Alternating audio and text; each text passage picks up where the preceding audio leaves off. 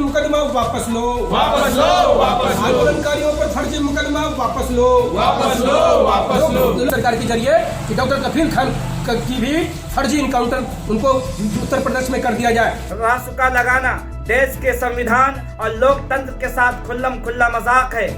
Jail में बंद doctor कफील अहमद की रिहाई के लिए पूरे हिंदुस्तान में आवाज उठनी शुरू हो गई है। ये तस्वीर मुजफ्फरपुर जिले की है, जहां पे कई तंजीमों के लोग डॉक्टर कफील अहमद की रिहाई के लिए आवाज बुलंद कर रहे हैं।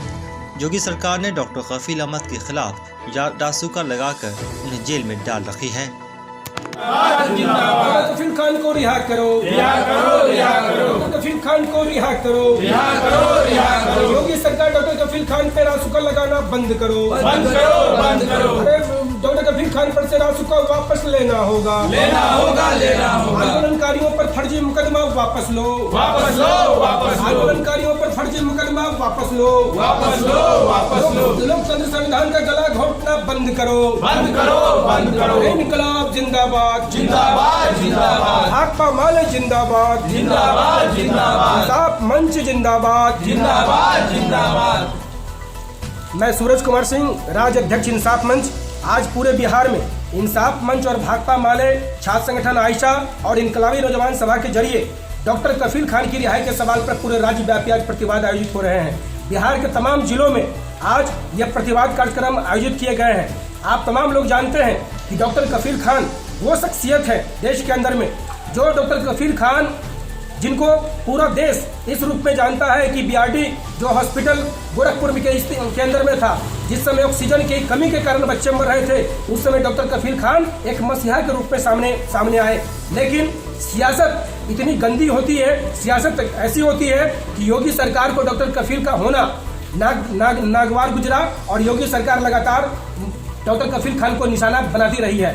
अभी उनको ये तीसरी बार जेल में डाला गया है। इस बार उन पर यह आरोप लगाए गए हैं कि उन्होंने अलीगढ़ मुस्लिम यूनिवर्सिटी में जाकर जो वहां पर जो एनपीआर एनआरसी के खिलाफ जो प्रोटेस्ट हो रहे थे, उस प्रोटेस्ट को उन्होंने संबोधित किया और आपसी भाईचारे को तोड़ने का काम किया है। इस पूरे आरोप पे उनको जेल में बंद किया गया।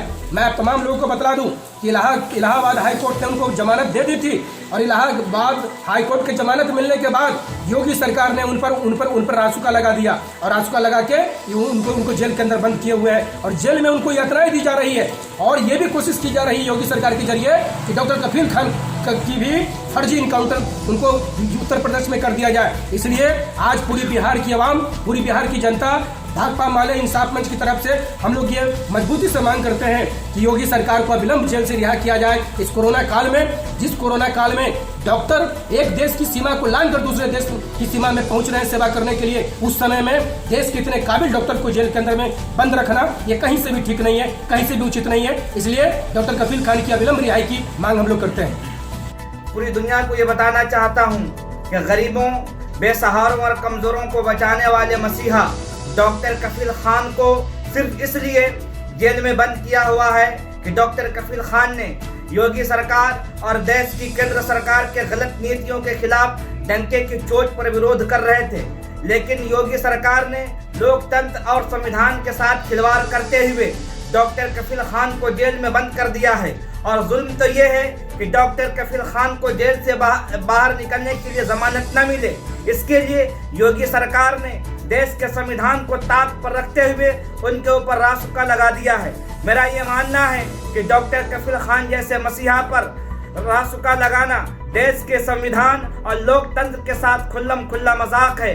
अगर आज देश में लोकतंत्र और संविधान का राज है तो मैं ये मांग करता हूँ कि डॉक्टर कफील खान को अविलंब रिहा किया जाए।